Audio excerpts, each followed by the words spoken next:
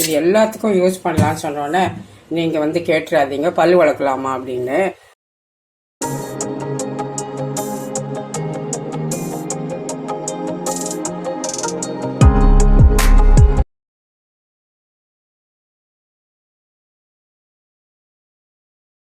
எங்கள் வீட்டில் இருக்க பீசாசுகள் எதுவுமே சாப்பிடாது. உண்மையிலே சொல்கிறேன், இந்த பெரண்டை துவையல் ரொம்ப நல்லா இருக்குது. ஆனால் நல்லா வந்து காரம் சரமாக இருக்குது, புளிப்பு. ஹாய் ஃப்ரெண்ட்ஸ், எல்லாருக்கும் வணக்கம். Welcome back to mom 60. இப்போ பார்த்தீங்கன்னா மணி 9:05. பார்த்தீங்கன்னா இந்த கிச்சனை பார்த்தீங்கன்னா இப்படி தான் இருக்குது. நான் வந்து எமர்ஜென்சி லைட்டை போட்டு வச்சுருக்கேன். இல்லைனா வந்து எங்களுக்கு இந்த கரண்ட்டு போயிடுச்சு. ஷட்டானா என்னான்னு கூட தெரியல. இன்றைக்கி பாட்டு உக்காந்துருந்தேன் இவ்வளோ நேரம். நான் ஒரு லூஸ் மாதிரி எதையோ கதையை பேசிக்கிட்டு. சரி, இப்போ வந்து என்ன எடுத்து வச்சுருக்கேன் அப்படின்னு பார்க்கலாம். கொஞ்சம் இருட்டாக தான் இருக்கும், எனக்கு என்ன செய்யறதுன்னு தெரியலை. கொஞ்சம் வெளிச்சத்தில் காட்டி விட்டேன். நான் வந்து நேற்றுலேருந்து செய்யலாம் யோசிச்சு கடைசியில் இன்றைக்கி எடுத்து வச்சேன். பட் டைம் ஆகிடுச்சு. என்ன பார்த்தீங்கன்னா, ஒரு கப்பு கருப்பு உளுந்து, அரை கப்பு வந்து இதில் அதே கப்பில் கடலைப்பருப்பு, அதே கப்பில் வந்து 1/4 கப்பு வந்து வெள்ளை எள் எடுத்துருக்கேன். நீங்கள் கருப்பு எள் வேணாலும் எடுத்துக்கலாம். 2 பிடி வந்து காஞ்ச மிளகாய் எடுத்துருக்கேன். அதுக்கப்புறம் வந்து இங்கே கருவேப்பிலை வாஷ் பண்ணி வச்சுருக்கேன். அப்புறம் பெருங்காயம் எடுத்துக்கலாம். இது எதுக்குன்னு பார்த்தீங்கன்னா, நம்ம வந்து மிளகாப்பொடி தான் செய்ய போகிறோம். மிளகாப்பொடி வந்து தீந்துருச்சு வீட்டில். நேற்று பண்ணலான்னு மறந்துட்டேன். இன்றைக்கி பார்த்தீங்கன்னா கரண்ட் போயிடுச்சு. சரி, இப்போ வந்து நம்ம ஒரு கடாய் போட்டிருக்கேன். வறுத்து வச்சுட்டு அடுத்து வந்து பிரேக்ஃபாஸ்ட்டுக்கு பார்க்கலாம். சட்னி கூட இன்றைக்கி பண்ணவே இல்லை, எதுவுமே பண்ண முடியாது போல இருக்குது, அப்படி இருக்குது. சரி, கடாய் போட்டாச்சு. இப்போ வந்து 1 by 1 எல்லாத்தையும் வறுத்து எடுத்துக்கலாம். ஃபஸ்ட்டு வந்து நான் வந்து கருப்பு உளுந்து போடுறேன்.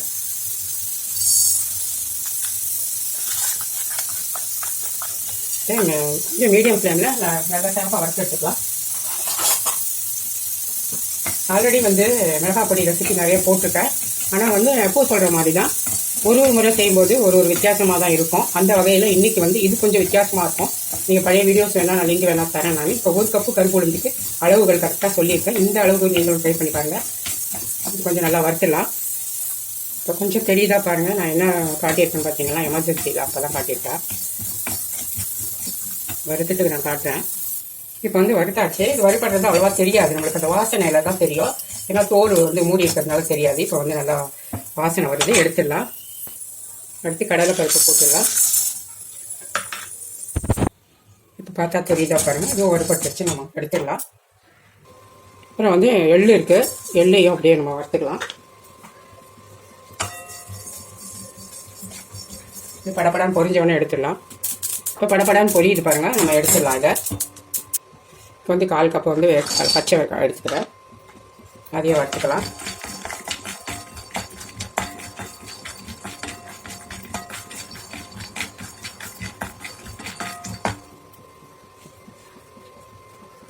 அது கூடவே காஞ்ச மிளகாய் அதையும் சேர்த்துக்கலாம், 2 பிடி. அந்த வறுப்படை சரியாக இருக்கும். இது கூடவே 1 பிடி கருவேப்பிலை அதையும் போட்டுடலாம்.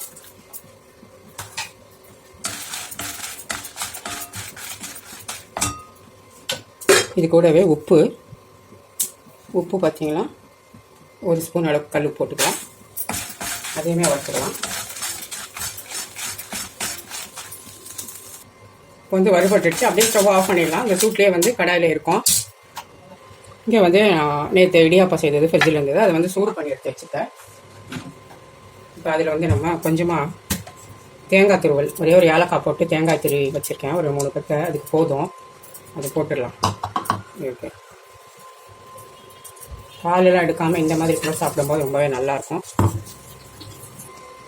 இப்போ வந்து இடியாப்பம் போட்டாச்சு. நான் வந்து இதில் வந்து சுகர் ஃப்ரீ தான் போடுறேன். இப்போ மிக்ஸ் பண்ணிடலாம்.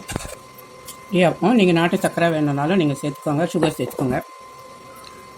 இப்போ பார்த்தீங்கன்னா இப்போ தான் கரண்ட் வந்தது. அதுக்குள்ளே எங்கள் வீட்டில் ஒரு கூத்தே நடந்து போச்சு.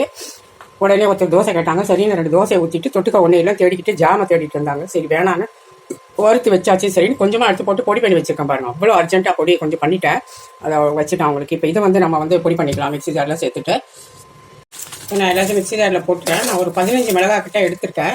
அவ்வளோ 2 எடுத்து வச்சுட்டு 20 எடுத்திருக்கேன். அதில் வந்து நான் இப்போ 2 மிளகாய் எடுத்து வச்சுட்டு போகிறேன். வச்சுட்டு அதுக்கப்புறமா தான் வந்து மீதியெல்லாம் போட்டு அப்படியே நம்ம இது பண்ணிக்கலாம்.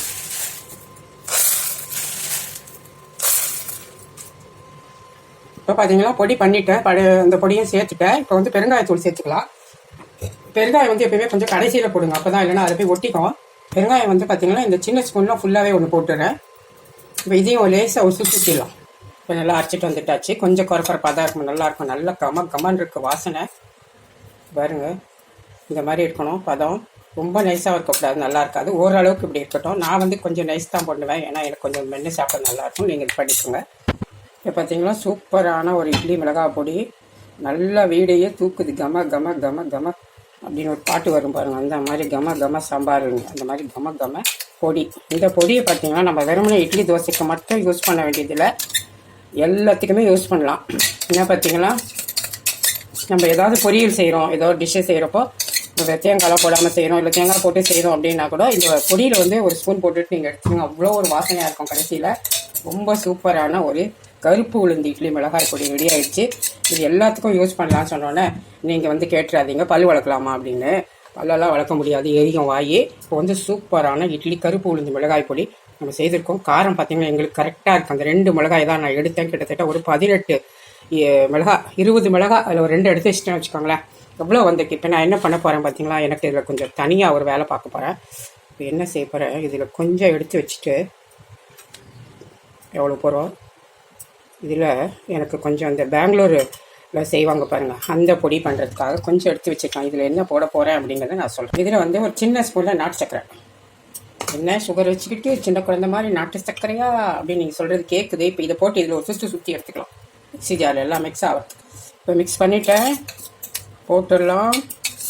நம்ம போட்ட அந்த காரம் உப்பு எல்லாமே கரெக்டாக இருக்குது. கொஞ்சம் காரம் வந்து துடிக்க இருக்குது. நல்லா கொஞ்சம் காரம் விரும்பி சாப்பிட்றவங்க நல்லா ஆந்திரா மிளகா பொடி மாதிரி தான் இருக்குது, ஆனால் அந்த அளவுக்கு இல்லை, கொஞ்சம் அந்த மாதிரி இருக்குன்னு வச்சுக்கோங்களேன். ஆனால் ரொம்ப டேஸ்ட்டு, காரம் விரும்பி சாப்பிட்றவங்க ரொம்பவே பிடிக்கும். இதுவுமே பார்த்தீங்கன்னா ரொம்பவே நல்லா இருக்குது. இப்போ நம்மளோட இட்லி மிளகாய் பொடி ரெடி ஆயிடுச்சு. சூப்பராக பாருங்கள்.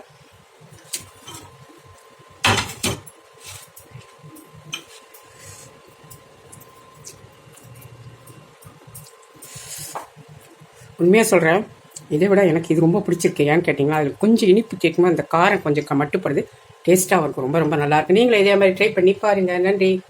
இப்போ பார்த்தீங்களா, நான் இது வந்து வெளியில் யூஸ் பண்ணுறதுக்கு ஒரு பாட்டிலில் போட்டு வச்சுக்கிட்டேன். மீதி வந்து இன்னொரு குட்டி பாட்டிலில் போட்டு ஃப்ரிட்ஜில் வச்சுட்டேன்னா அப்படியே ஃப்ரெஷ்னஸ் வந்து மெயின்டைன் ஆகும். இது வந்து வெல்லம் போட்டது, அதாவது நாட்டு சக்கரை. சூப்பரான இட்லி மிளகாய் பொடி நல்லா இருக்கா, நீங்களும் டேஸ்ட் பண்ணி பாருங்கள் இதே மாதிரி செய்து. இப்போ பார்த்தீங்களா மணி வந்து 12:15 வச்சா. நான் இப்போ தான் குளிச்சுட்டு வந்து என்ன செய்யலாம் அப்படியே யோசனை பண்ணிட்டு இருந்தேன். இன்றைக்கி சண்டே தானே, இப்போ போகிற நம்ம வீட்டு கதை இதுதான், எங்கள் வீட்டு கதை. சாரி. இப்போ வந்து பெரண்டா வீட்டிலேருந்து எடுத்தேன். ரொம்ப நல்லா இருந்துச்சு. எடுத்து கட் பண்ணி தூர போட்டு கடைசியில் அதுவாக முளைக்குது. வேணாலும் பிஞ்சு பெரண்டையாக எடுத்து வந்து க்ளீன் பண்ணி எடுத்து வச்சுருக்கேன். அதுக்கு வந்து ஒரு காஞ்ச மிளகா, பூண்டு வந்து ஒரு 5-6 பல், புளி வந்து இவ்வளோதான் வச்சுருக்கேன். வெங்காயம் வந்து இதில் ஒரு பாதி வெங்காயம் போட்டுக்கலாம், போதும், 1/4 பாகம். இப்போ வந்து ஒரு கடாய் போட்டுருக்கேன். இதில் நம்ம வந்து கொஞ்சமாக நல்லெண்ணெய் விட்டுக்கலாம். நல்லெண்ணெய் விட்டு செய்யும்போது நல்லாயிருக்கும் டேஸ்ட்டு. சாதத்தில் பிசைஞ்சு சாப்பிடவும் ரொம்பவே நல்லாயிருக்கும். இன்றைக்கி நான் வந்து உளுத்தம்பருப்பு கடலை பருப்புலாம் வறுக்காமல் செய்ய போகிறேன். அதுக்கு என்ன காரணம் அப்படிங்கிறதையும் நான் சொல்கிறேன் உங்களுக்கு. இப்போ வந்து ஃபஸ்ட்டு நம்ம இந்த பெரண்டையை போட்டு விட்டுடலாம். அது கூட வந்து ஒரு பீர்க்கங்காய் துண்டு வந்து கழுவி போட்டுட்டு புளி எல்லாமே சேர்த்துடலாம் ஒன்றா. அது கூட வந்து வெங்காயம் வந்து ஒரு சின்ன வெங்காயம்னா ஒரு பாதி வச்சுக்கோங்க, அவ்வளோ போடுறேன். ஏன்னா பெரண்டை கம்மியாக தான் இருக்குது, அவ்வளோவே போதும். இதை வந்து நல்லா வதக்கி விட்டுட்டு இந்த தேங்காயெல்லாம் சேர்க்காம தான் எனக்கு அரைக்க போகிறேன். ஏன்னா யாரும் சாப்பிட மாட்டாங்க, நான் ஒரு ஆள் சாப்பிடலாம், அதுக்கு தான் தேங்காயெல்லாம் அதிகம் சேர்க்கலை. 2 நாள் வச்சு சாப்பிட ரொம்ப நல்லாயிருக்கும். இதுக்கு தேவையான அளவு கொஞ்சமாக உப்பு போடுறேன், ஏன்னா லாஸ்ட்டில் ஒரு பொடி போட போகிறேன். அதனால் இதுக்கு பாதி உப்பு சேர்த்துக்கிறேன். அதாவது 1/4 ஸ்பூனை விட கம்மியானு வச்சுக்கோங்களேன். இதோட கலர் வந்து மாறி வரணும், நிறம் மாறி வரணும் இந்த பெரண்டை. அது வரைக்கும் நம்ம நல்லா வறுத்து எடுத்துக்கலாம், வதக்கி எடுத்துக்கலாம். அது அப்படியே இருக்கட்டும். இந்த பக்கம் பார்த்தீங்கன்னா நான் வந்து ஒரு தக்காளி எடுத்து வச்சுருக்கேன். வந்து பருப்பு ரசம் வைக்கலான்னு பார்த்ததுனால ஒரு தக்காளி எடுத்து வச்சுருக்கேன். அதுக்கப்புறம் இங்கே ஒரு சொரக்காய், ஒரு வெங்காயம் இருக்குது. நம்ம வந்து பருப்பு ரசத்துக்கு தேவையான பருப்பை போட்டுக்கலாம். இப்போ வந்து நான் ஒரு பிடி பருப்பு எடுத்திருக்கேன். ரேஷன் பருப்பு தான் நான் எடுத்திருக்கேன். நான் அதான் யூஸ் பண்ணுறேன் இப்போல்லாம். எனக்கு ஏன்னா அந்த பருப்பு பிடிக்கல, கடை பருப்பு. இந்த குக்கரில் போட்டுக்கலாம். நல்லா க்ளீனாக நல்லா இருக்குது. இது வாஷ் பண்ணிக்கலாம். பருப்பு நல்லா கழுவி போட்டுட்டேன். இது ஒரு தக்காளி தான் போடுறேன், ஏன்னா ரசம் நான் கம்மியாக வைக்கிறேன். நீங்கள் அதிகமாக வைக்கிறீங்க, ஒரு 4 பேருக்குன்னா ஒரு 2 தக்காளியை கூட போட்டுக்கலாம். அவ்வளோதான், இது வரைக்கும் போகிறோம். இந்த பக்கம் வந்து நம்மளுக்கு வந்து பெரண்டை வந்து வதங்கிட்டு இருக்கு. அதுக்குள்ளே நம்ம இந்த வேலையெல்லாம் பார்த்துக்கலாம்.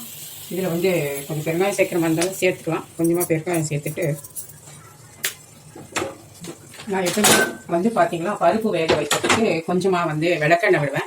அது மாதிரி கொஞ்சம் விளக்கெண்ணெய் உடனே அவசியம் இல்லை. நான் ஜஸ்ட் ஒரு 2 ட்ராப் மாதிரி தான் விட்டுருக்கேன். நம்ம எப்போ சாம்பாருக்கெலாம் போடுற மாதிரி தான். இப்போ வந்து கொஞ்சம் மஞ்சள் தூளை சேர்த்து விட்டுடலாம், அவ்வளோதான். இப்போ இதை மூடிட்டு பருப்பு நல்லா இப்போ வேக வைக்கிற மாதிரி ஒரு 3 விசில். ரேஷன் பருப்பு நல்லாவே வெந்துடும். அதுவும் இல்லாமல் ஒரு முறை வாஷ் பண்ணாலே போதும், நல்லா போயிடுது. அது உள்ளே இருக்க மேலே அந்த பருப்பு மேலே ஒரு இது வரும் பார்த்தீங்களா. மற்ற கடைப்பருப்பு பார்த்தீங்களா அது பாலிஷ் அது இது ஏதோ போடுறாங்க போல, அதனால அது மேலே ஒரு பவுடர் போட்டுருக்கோம். இதில் அதுவுமே இருக்காது ரேஷன் பருப்பு. ஓகேங்களா. இப்போ வந்து நம்ம பிரண்டை எப்படி இருக்குன்னு பார்க்கலாம். திறந்து மூடி தான் போட்டிருந்தேன். அந்த மூடி போட்டு பண்ணும்போது நம்மளுக்கு வெந்துடும். அதில் கொஞ்சம் வெந்துடும். கொஞ்சம் பிரண்டை மட்டும் கொஞ்சம் நல்லா வதக்கணும், இல்லை நம்மளுக்கு வந்து நாக்கு தொண்டையெல்லாம் அரிப்படுத்துகிறோம். அதனால கொஞ்சம் நல்லாவே பண்ணி எடுத்துக்கலாம். இன்னும் கூட ஒரு 2 நிமிஷம் வதங்கட்டும். 1 நிமிஷம் மூடி வைக்கலாம். சிம்மரில் தான் போட்டிருக்கேன். இங்கே பார்த்தீங்களா அதுக்குள்ளே நம்ம இன்னொரு வேலை பார்த்துக்கலாம். இங்கே வந்து சுரக்காய் எடுத்து வச்சுருக்கேன். இந்த சுரக்காயை வந்து நம்ம இப்போ கட் பண்ணிக்கலாம். தோலைலாம் நான் சீவி எடுத்துட்டேன். நல்லா பொடிசாக கட் பண்ணிக்கலாம். இலசாக தான் இருக்குது. பட் பார்த்தீங்களா வாங்கியே ஒரு வாரம் கிட்ட ஆகுதுன்னு நினைக்கிறேன். எனக்கு சரியாக ஞாபகம் இல்லை. செய்யறதுக்கு இது டைம் கிடைக்கல எனக்கு. காரணம் பார்த்தீங்கன்னா இந்த காயை வந்து எங்கள் வீட்டில் இருக்க பீசாசுகள் எதுவுமே சாப்பிடாது. அப்போத்துலேருந்தே சின்ன வயசுலேருந்தே இதெல்லாம் பழக்காமல் விட்டு தப்பாக வளர்த்துட்டேன் போல் பசங்களை. தப்பானா வேறு மாதிரி நினச்சிக்காதீங்க. இந்த மாதிரி காய்கறியெல்லாம் எல்லாத்தையும் சாப்பிட்ற மாதிரி வளர்க்காம அதுங்களுக்கு என்ன சாப்பிடுதோ அப்படி கொடுத்து வளர்த்துட்டேன். அதனால் அவங்க பார்த்தீங்கன்னா இந்த காய்கறியெல்லாம் தொடமாட்டாங்க. ரெண்டு விதமாக இருக்குது. பெரிய பசங்களாயுமே அவங்களுக்கு தகுந்த மாதிரி. இப்போ வந்து எனக்காக நான் செய்கிறேன். இதையுமே யாரும் தொடமாட்டாங்க. பொண்ணு கொஞ்சம் சாப்பிடுவா. ஆனால் அவளுக்கு சப்பாத்திக்கு இருந்தால் சைட் டிஷ் மாதிரி பண்ணால் தான் சாப்பிட்றாவோ. சாதமே சாப்பிட்றதில்லை. கட் பண்ணி எடுத்துக்கலாம். நல்லா வதங்கிடுச்சு. நான் ஆஃப் பண்ணிட்டேன். கலரே மாறிடுச்சு பாருங்கள். நான் பாருங்கள் இதில் இருக்க நேற்று மாதிரியே இன்றைக்கும் மறந்துட்டோம். தான் நேற்று மாதிரி சாதம் வைக்கவே இல்லை. அப்படியே ஆறட்டும். ரெண்டாக வதக்கந்து எல்லாமே வந்து மிக்ஸி ஜாரில் சேர்த்துட்டேன். ஆறிடுச்சு. இப்போ அரைச்சிக்கலாம். சரி வந்து கொத்தமல்லியும் கொஞ்சம் கருவேப்பிலை, கொத்தமல்லி காம்பம் அதையுமே சேர்த்து அரைச்சிடுறேன். இப்போ பார்த்தீங்கன்னா அரைச்சிட்டேன். இது பவுலில் வந்து மாற்றிடலாம். இப்போ அரைச்சி பவுலில் மாற்றிட்டேன். நான் சொன்னேன் பொடி போட போகிறேன்னு. அது என்னென்னா இப்போ தான் நம்ம செஞ்சோம் இட்லி மிளகாய் பொடி. அதில் 1 ஸ்பூன் அளவுக்கு போட்டுக்கிறேன். ஏன்னா இது கொஞ்சமாக அரைக்கணும் நம்ம. அது வந்து மிக்ஸி கெட்டவே விட்டாது ஜாரில். அது அப்படி தண்ணி ஊற்றினா தண்ணியாக தான் ஆகும். அதுவும் இல்லாமல் என்ன தான் உளுத்தம்பருப்பு கடலைப்பருப்பு போட்டு போது அரைச்சாலுமே கூட தண்ணி ஊற்றும் போது தண்ணியாக தான் ஆகும். அதுக்கு பதில் நான் தான் இப்படி செய்யறது. இட்லி மிளகாய் பொடியே போட்டுருது. ஏன்னா அதுலேயும் அதே தான் நம்ம சேர்த்துக்கோம். உளுந்து, கடலைப்பருப்பு, காஞ்ச மிளகாய், பெருங்காயம் எல்லாமே போட்டுருக்கோம் இல்லையா. அதனால தான் நான் இதில் வந்து பெருங்காயம்லாம் சேர்த்துக்கல. உப்பு செக் பண்ணிக்கலாம். உப்பு மட்டும் கொஞ்சம் குறைவாக இருக்குது. ஏன்னா நான் எதுக்கு நான் போடலன்னு உங்களுக்கே தெரியும். ஏன்னா பொடியில் கொஞ்சம் உப்பு இருக்குங்கிறதுக்காக தான் நான் போடலை. இப்போ இன்னும் கொஞ்சமாக உப்பு சேர்த்துக்கலாம். அவ்வளோ போதும். காரெல்லாம் மைல்டாக தான் இருக்குது. துவையல் வந்து ரொம்ப நல்லா இருக்குது. பிரண்டை துவையல் கொஞ்சம் புளிப்பு அதிகமாக தான் இருக்கும். அப்புறம் நல்லாயிருக்கும். அப்படியே மூடி வச்சிடலாம். வந்து பருப்பு வந்து நல்லா வெந்துடுச்சு குழைவா. இப்போ இங்கே வந்து ஒரு கடாயை போட்டுருக்கேன். ரசத்தை தாளித்து விட்டுக்கலாம். இப்போ இதுக்கு கொஞ்சமாக நல்லெண்ணெய் விடுறேன். பருப்பு ரசம் கொஞ்சம் நல்லா தாளிச்சா தான் நல்லாயிருக்கும். நான் வந்து பருப்பு ரசம் கடைஞ்சதை கூட எடுத்து வச்சுக்கலாம். ரசமாக இருந்தால் செலவாகாது. இருந்தாலும் நான் இப்படி தான் செய்ய போகிறேன், வழி இல்லாத. இப்போ வந்து சீரகம் போட்டுக்கலாம். ஸ்டவ் ஆஃப் பண்ணிக்கிறேன். சீரகம் நல்லா ஒரு 1/2 ஸ்பூனு, கடுகு 1/2 ஸ்பூனு, வெந்தயம் கொஞ்சம், மிளகாய் கொஞ்சம். ஏற்கனவே பருப்பில் வந்து பெருங்காயம் சேர்த்துருக்கோம். இதுலேயுமே கொஞ்சம் பெருங்காயம் எல்லாம் சேர்த்தாச்சு. இப்போ வந்து நம்ம இங்கே வந்து நல்லா கொதிக்குது. பருப்பு ரசம் கொஞ்சம் நல்லா பருப்பு கொதிக்கணும். இல்லைன்னா நம்மளுக்கு வந்து கொஞ்சம் இருந்தாலும் கெட்டு போயிடும். அதுக்காக கொதிக்க விட்டுருங்க. இப்போ சிம்மரில் போட்டுட்டு நம்ம வந்து வீட்டில் நம்மளே ஹோம்மேடு இப்போ ரசம் பொடி பண்ணி வச்சுருக்கேன் நான். அதில் வந்து 1 ஸ்பூனு 2 ஸ்பூன் போட்டுக்கலாம். சின்ன ஸ்பூன் அவ்வளோதான். நான் ஸ்டவ் ஆஃப் பண்ணிட்டேன். இப்போ நம்ம வந்து தாளித்து வச்சுருக்கிறத அதில் சேர்த்து விட்டுடலாம். சீரகம், கடுகு எல்லாத்தையும். அவ்வளோதான். நம்மளோட ரசம் வந்து சூப்பராக ரெடி ஆகிடுச்சு. நல்லா வாசமாக இருக்குது. இனிமேல் கொதிக்க வைக்க வேண்டாம். அவ்வளோதான்.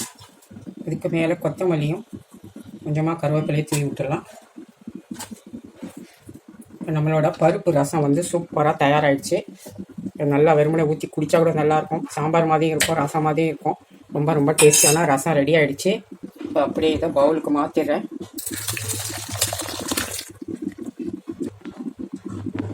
இங்கே வந்து 1 டேபிள் ஸ்பூன் பாசிப்பருப்பு எடுத்துருக்கேன். கழுவிக்கலாம். இங்கே வந்து அதே குக்கரையே நான் லைட்டாக கழுவிட்டு வச்சுட்டேன். தண்ணி ஊற்றிருக்கேன் 1/2 டம்ளர். அதுலேருந்து பாசிப்பருப்பை சேர்த்துருவோம். சேர்த்துட்டு நம்ம கட் பண்ணி வச்சுருக்கேன் சுரக்காய், அதை கட் பண்ணி வச்சுருக்கேன் பாருங்கள். ஒரு சுரக்காய் அது. இப்போ அந்த சுரக்காவெல்லாம் அதுக்குள்ளே சேர்த்துருவோம். நான் வந்து இதில் கருவேப்பிலையும் போட்டுட்டேன். கூட வந்து வெங்காயமும் இருக்குது, அதுவும் போட்டுட்டேன். ஒரு வெங்காயம், சின்ன சைஸ் வெங்காயம் ஒன்று. எல்லாத்தையும் சேர்த்துட்டு பருப்பு வந்து என்ன எவ்வளோன்னு பார்த்துருப்பீங்க. நான் அதிகம் மெம்பர்ஸ் இல்லாதனால பருப்பை குறைச்சி காய் அதிகமாக சேர்த்துருக்கேன். உங்கள் விருப்பம் நீங்கள் எப்படி வேணுமோ சேர்த்துக்கோங்க. இப்போ இதில் வந்து சாம்பார் பவுடர் கொஞ்சமாக போட்டுக்கலாம். இது வந்து சக்தி கடையில் வாங்க காரமாக இருக்கும். அதனால் இந்த சின்ன ஸ்பூனில் ஒரு 1/4 ஸ்பூன் போடும். அப்புறமா வேணும்னா நம்ம தாளிப்பு வேணால் கொடுத்துக்கலாம். இதுக்கு வந்து தேவையான அளவு கொஞ்சமாக உப்பு, ரொம்ப வேண்டாம், வெந்தால் கம்மியாயிடும். அவ்வளோதான். இது வேகட்டும். ஒரு 3 விசில் வச்சுட்டு நம்ம ஆஃப் பண்ணிக்கலாம். மஞ்சள் தூள்லாம் அதுலேயே இருக்கும், நான் போடலை. ஓகேங்களா? அவ்வளோதான். இப்போ வந்து சுரக்காய் கூட்டுக்கு ஒரு தாளிப்பு கொடுத்துக்கலாம். எண்ணெய் வந்து 2 ஸ்பூன் ஊற்றிக்கலாம். நல்லா சீரகம் வந்து ஒரு 1/2 ஸ்பூனு ஆஃப் பண்ணிக்கலாம். 5 கடுகு, உளுத்தம்பருப்பு, கொஞ்சமாக கடலைப்பருப்பு எல்லாம் போட்டாச்சு. வேணா காஞ்ச மிளகா நீங்கள் தாளிச்சிக்கலாம். நான் வேண்டாம்னு நினச்சி விட்டுட்டேன். பார்ப்போம் எவ்வளோ காரம் இருக்குன்னு தெரியல. நம்ம 1/4 ஸ்பூன் போட்டோம் இல்லைங்களா, என்னென்னா போட்டுக்கலாம். ஒரு பாதி காஞ்ச மிளகாவை சொல்லி தாளிச்சிக்கலாம். இன்னும் வெங்காயம் ஆல்ரெடி போட்டாச்சு, இருந்தாலும் நினைச்சிங்களா தேங்காய் எண்ணெய் விட்டு தாளிச்சிங்கன்னா கூட்டுக்கு நல்லாயிருக்கும். தேங்காய் போடலனாலும். பட் தேங்காய் எண்ணெய் இப்போ ரொம்ப அதிகம் யூஸ் பண்ணுறது இல்லை, பயந்துக்கிட்டு நிறைய யூஸ் பண்ண வேண்டான்னு நான் ஸ்கிப் பண்ணியிருக்கேன். கூட வந்து கொத்தமல்லியும் கருவேப்பிலை போட்டு கொஞ்சம் பெருங்காயம். சுரக்காய் வந்து நல்லாவே வெந்துடுச்சு. நம்ம அதே கடாயில் தாளித்த கடாயிலே எடுத்து சுரக்காயை சேர்த்து விட்டுடலாம்.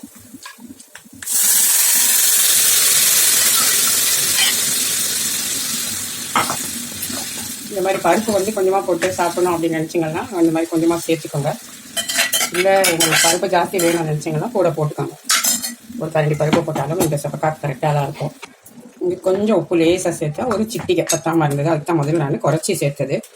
அப்புறம் தேங்காய் போடலாமா வேணாமான்னு யோசிச்சு வச்சு கொஞ்சம் போட்டுடலான்னு முடிவுக்கு வந்துட்டேன். ஏன்னு பார்த்தீங்களா, அந்த குறைய வைப்பானே இங்கே துருவி வச்சுருக்கேன் நான் ஃப்ரிட்ஜில். இந்த மாதிரி அது ஃப்ரீசரில் வந்து கொண்டு வந்து போட்டுருக்கேன். சும்மா லைட்டாக சுகர் இருக்கிறதுனால அதிகமாக தேங்காய் காலையிலேயும் தேங்காய் கொஞ்சம் 2 பக்கம் சாப்பிட்டேன் இடியாப்பத்துக்கு. அதனால தான் இப்போ அந்த மாதிரி நம்ம எதாவது சாப்பிட்டுருக்கும்போது அடுத்த வேலைக்கு அதை வந்து கொஞ்சம் அவாய்ட் பண்ணிக்கணும். இல்லைன்னா குறைச்சி சேர்த்துக்கணும் சுகர் இருக்கும்.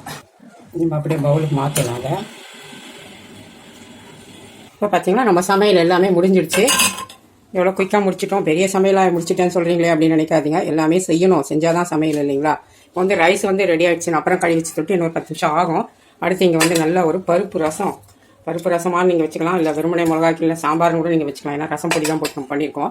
அடுத்து இங்கே வந்து சுரக்காய் வந்து பச்சை பருப்பு, அதாவது பாசி பருப்புன்னு சொல்லுவோம், அதை சேர்த்து கூட்டு பண்ணிவிட்டேன். இங்கே வந்து வீட்டில் ஊற்றினா தயிர் இருக்குது. இங்கே வந்து பிரண்டை துவையல் இருக்குது. இது போகாதுங்களா. இது ஒரு ஹெல்த்தியான சாப்பாடு தான். சிம்பிளாக இருந்தாலும் நல்லாயிருக்கும். இப்போ நம்ம டைமை பார்த்துடலாம். இப்போ பார்த்தீங்கன்னா டைம் வந்து 1:05. நம்ம 12:15 வந்தோம். கிட்டத்தட்ட 3/4 ஹவர் ஆச்சு. நான் கூட வந்து வேறு பாத்திரம்லாம் விழுந்ததெல்லாம் நான் தேய்ச்சி எல்லாம் வச்சுட்டு இது பண்ணிட்டேன். அதனால கொஞ்சம் லேட் ஆகிடுச்சு. இல்லைன்னா ஒரு 40 நிமிஷம் ஆயிடும். இப்போ வந்து 1:30 மணி ஆகிடுச்சு. 1:30 மணி ஆகிடுச்சின்னு நம்மளோட சாதத்தை போட்டு விட்டுக்குவோம். இங்கே வந்து நம்மளோட ஃபேவரெட்டு மாம்பழம். இங்கே வந்து நம்மளோட துவையல், அதாவது என்னப்பா பீர்க்கங்காய் பிரண்டை துவையல் மறந்துட்டேன் பாருங்க. இங்கே வந்து நம்மளோட சுரைக்காய் கூட்டு. எவ்வளோ வேணுமோ அள்ளி தாராளமாக வச்சுக்கலாம். அடுத்து இங்கே வந்து நம்மளோட பருப்பு ரசம்.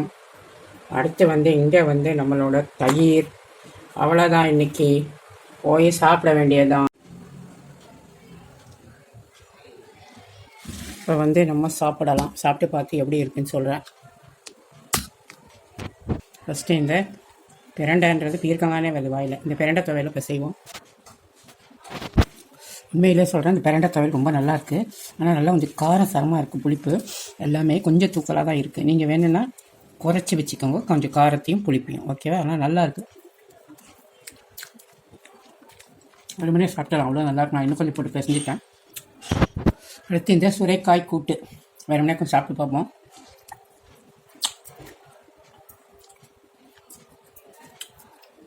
நல்லா இருக்கும். அதனால் கொஞ்சமாக அதை பிசைஞ்சு சாப்பிட்டுட்டு அதுக்கப்புறம் நம்ம பருப்பு ரசம்லாம் ஊற்றிக்கலாம்.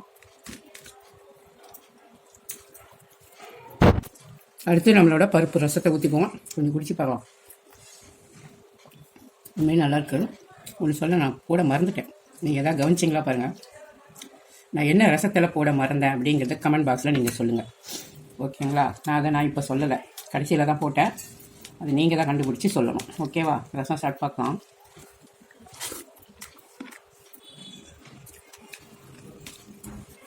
பருப்பு ரசம் வேறு லெவலில் இருக்குது. அது கூட துவையல் அதுவுமே செம சூப்பராக இருக்குது. நான் இப்போ போய் இன்னும் கொஞ்சம் துவையல் எடுத்துகிட்டு வர போகிறேன். பாருங்க எல்லாமே சாப்பிட்டுட்டேன். இப்போ திரும்ப கொஞ்சம் துவையல் வச்சுட்டு வந்துருக்கேன் பாருங்கள், வைக்க போகிறேன். உண்மையில் அவ்வளோ நல்லாயிருக்கு. சாதத்தில் பிசைஞ்சு சாப்பிட்டா அவ்வளோ நல்லாயிருக்கு. ரசமும் ரொம்ப பிரமாதமாக இருக்குது. ரசம் சாதத்துக்கும் நல்லாயிருக்கு. சாப்பிட்டு முடிச்சுட்டு ரொம்ப நல்லாயிருக்கும். உண்மையாக சொல்லணும்னா இந்த பருப்பு ரசத்துக்கு இந்த துவையல் மட்டுமே ரொம்ப சூப்பர் அட்டகாசமாக இருக்குது. இந்த கூட்டெல்லாம் தேவையே இல்லை. அது ரெண்டாவது செகண்ட் ரேங்க் தான் அதுக்கு போகணும். ஃபஸ்ட் ரேங்க் இது வந்து இந்த கூட்டுக்கு தான் போகணும். ஃபஸ்ட்டு மார்க்கே இதுக்கு 100 போடணும். அவ்வளோ நல்லாயிருக்கு. இந்த பருப்பு ரசத்துக்கே இந்த பிரண்டை துவையல் அவ்வளோ டேஸ்ட்டாக இருக்குன்னா நம்ம தயிர் சாத்து கேட்கவே வேணாம். 3வது முறையாக வைக்கிறேன். இது பார்த்தீங்களா, உலக வரலாற்றிலே நான் இத்தனை முறை துவையல் வச்சு சாப்பிட்றது இன்றைக்கி தான். ஓகேங்களா, உண்மையிலுமே நல்லாயிருக்கு.